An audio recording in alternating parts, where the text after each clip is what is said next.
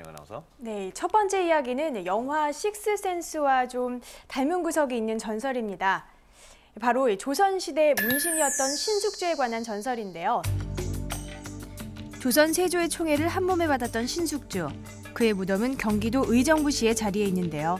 이곳엔 그에 관한 특별한 이야기가 전해지고 있습니다. 신숙주 선생을 늘 곁에서 따라다니면서 선생을 보필해준 청이동자라는 전설이 있는데요. 혼자 중얼거리는 일이 많았던 신숙주.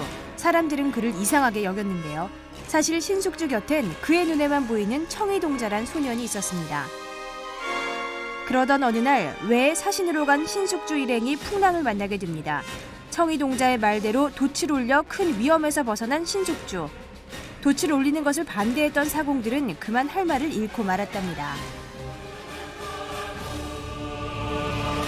선택의 기로 때마다 나타나서 바른 충고를 해줬다던 내 눈에만 보이는 아이, 청이동자 전설이 과연 어떻게 재해석됐을지 만나보겠습니다.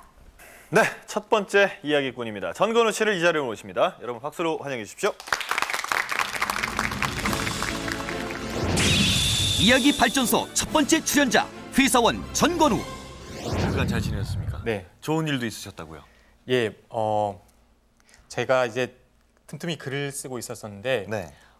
내년 상반기 정도가 되면 제가 쓴 어떤 단편집에 실려서 출간이 될 것 같습니다. 오, 아유 정말 축하합니다. 감사합니다. 그럼 인사도 많이 받습니까?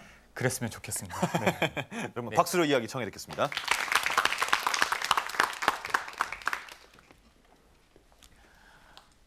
혹시 부부 싸움은 칼로 물베기라는 이야기 다들 아시죠?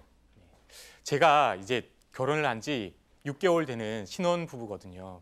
그런데 결혼 생활을 해보니까 칼로 물베기만은 아니더라고요. 이게 잘 풀지를 못하면 굉장히 앙금이 남아서 계속해서 불편한 사이가 되더라고요. 제가 오늘 여러분들께 들려드릴 이야기에 등장하는 이 주인공도 바로 그런 불행한 부부입니다. 당신이야? 퇴근 후 집으로 돌아온 남자. 그런데 오늘은 아내 말고도 그를 기다리는 사람이 한 명 더 있었다. 장모였다. 결혼한 지 6년이나 됐지만 사위 불편하다며 단 한 번도 딸내 나들이를 안 하던 장모가 거실에 잠들어 있었다. 오셨으면 말이라도 해주지. 집에 오기 전까지 이런 반구 없던 아내였다. 어쩐 일로 오신 거야? 우리 얘기 좀 하자. 알았어, 일단 씻고. 무슨 일이 생긴 걸까? 안 하던 대화를 하자는 아내와 갑작스런 장모님의 방문. 부부 사이가 냉랭한 건 장모도 익히 알고 있는 터라 딸이 걱정돼서 올라온 건 아닌 듯 싶었다.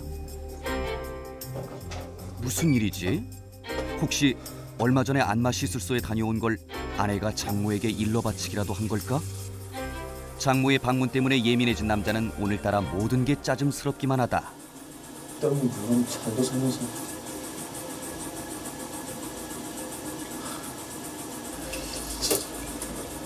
집에서 놀고 먹는 주제에. 처음부터 두 사람의 관계가 나빴던 건 아니었다. 캠퍼스 커플이었던 두 사람. 변변한 직장도 없이 사랑 하나만을 믿고 졸업과 동시에 결혼식을 올렸다. 하지만 결혼은 현실이었다. 양말을 뒤집어 놔서 화장실을 지저분하게 사용해서 싸울 일은 얼마든지 있었다.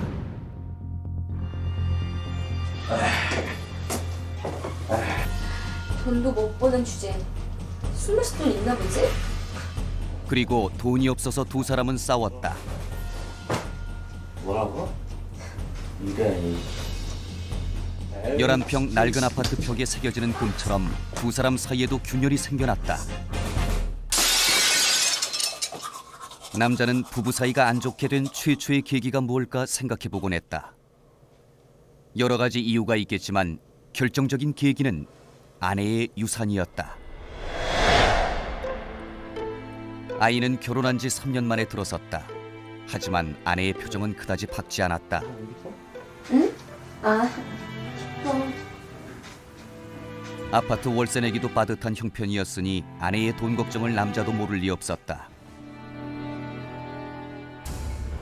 그러던 어느 날 아내가 계단을 굴러 아이가 유산이 되고 말았다.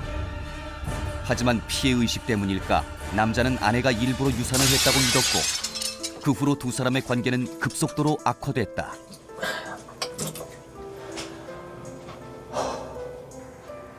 하지만 3년 전 아내가 유산을 했을 때도 병원에만 왔다 갔던 장모였다. 남자는 장모의 방문에 중대한 이유가 있다는 것을 직감적으로 느끼고 있었다. 뭐야? 꿀차. 치, 내가 독이라도 탔을까 봐? 치, 빨리 마셔. 얼마 만에 꿀차던가 아내의 호의가 싫지만은 않았다.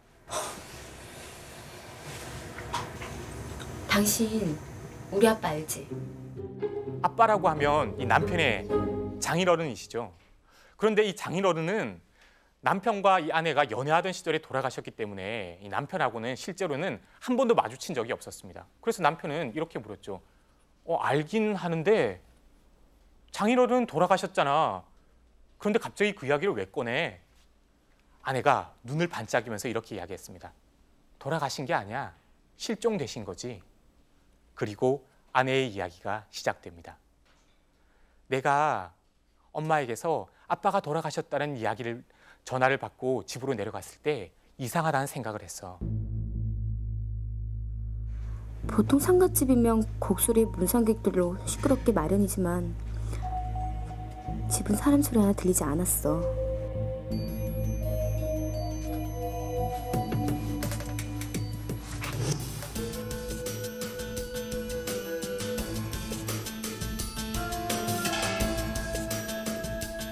나는 무언가 이상하다는 걸 짐작했지. 그런데 한동안 말이 없던 엄마가 입을 뗐는데 네 애비는 내가 죽였다. 뭐? 아니, 솔직히 말하면 내가 죽인 건 아니지. 도대체 무슨 소리를 하는 거야? 사라졌어. 감쪽같이 사라졌어. 이젠 이 세상에 없어.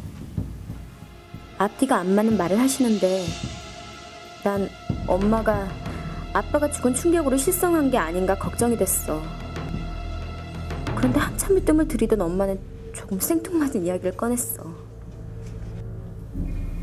너도 물건 자주 잊어버리냐? 어? 근데 엄마도 그랬다는 거야. 맨날 물건 잃어버려서 아빠한테 타박이나 당하고. 아내는 확실히 물건을 잘 잃어버렸다. 그런데 장모님도 그렇다니 그런 것도 유전이 되나? 하지만 그게 장인어른의 실종과 무슨 상관이란 말인가? 이 이야기 지루해? 아니야. 재밌어.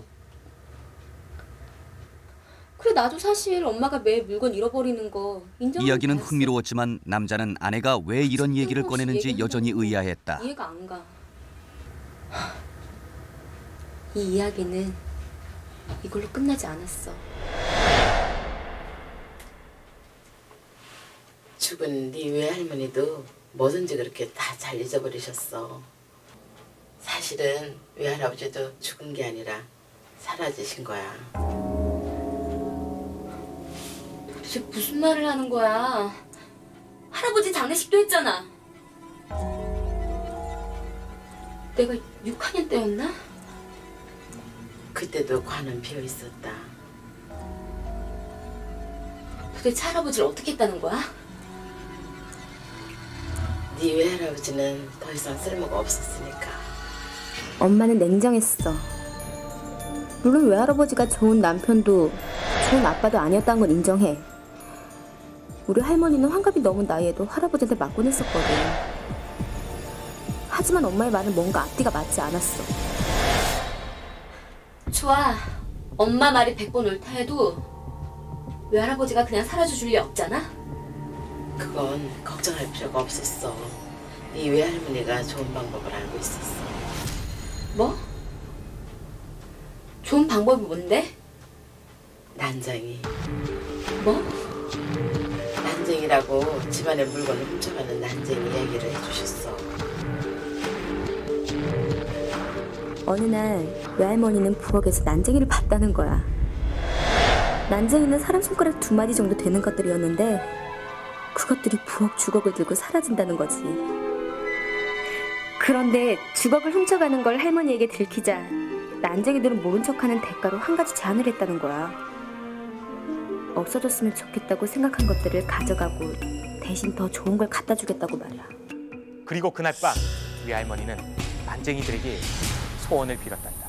네 외할아버지를 가져가 달라고. 엄마는 그 이야기를 믿은 거야? 믿을 수밖에 없었지. 외할아버지가 사라진 걸 내가 처음 목격했으니까. 바로 1분 전까지만 해도 방 안에 계시던 그 양반이 내가 식사하시라고 방문을 열었더니 깜짝같이 사라지신 거야. 마치 물건이 사라진 것처럼. 나는 도대체 사실일 리가 없다는 생각을 하면서도 그 이야기가 진실이라는 생각을 떨쳐버릴 수가 없었지. 그래서 떨리는 목소리로 엄마에게 물었어. 그럼 아빠도? 그래, 네 아빠도 난쟁이가 데려갔다. 그럼 아빠도? 그래, 네 아빠도 난쟁이들이 데려갔다.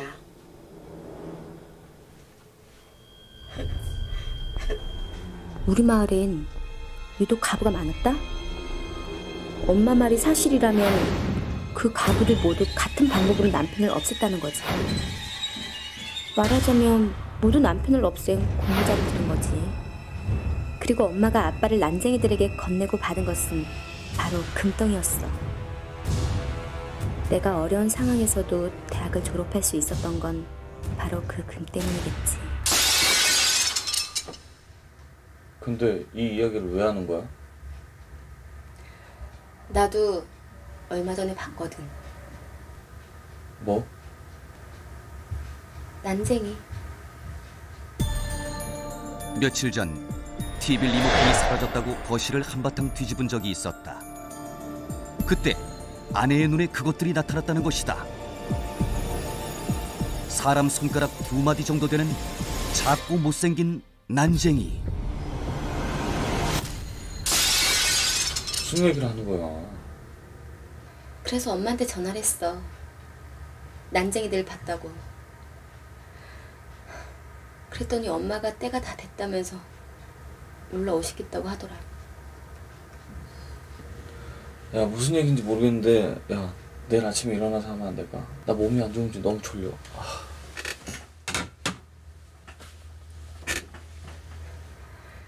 졸릴 거야. 꿀차에 수면제를 탔거든. 순간 아내의 눈에 살기가 스쳤다. 그리고 뭐가 그렇게 즐거운지 연신 웃어젖히는 아내. 남자는 그제서야 깨달았다.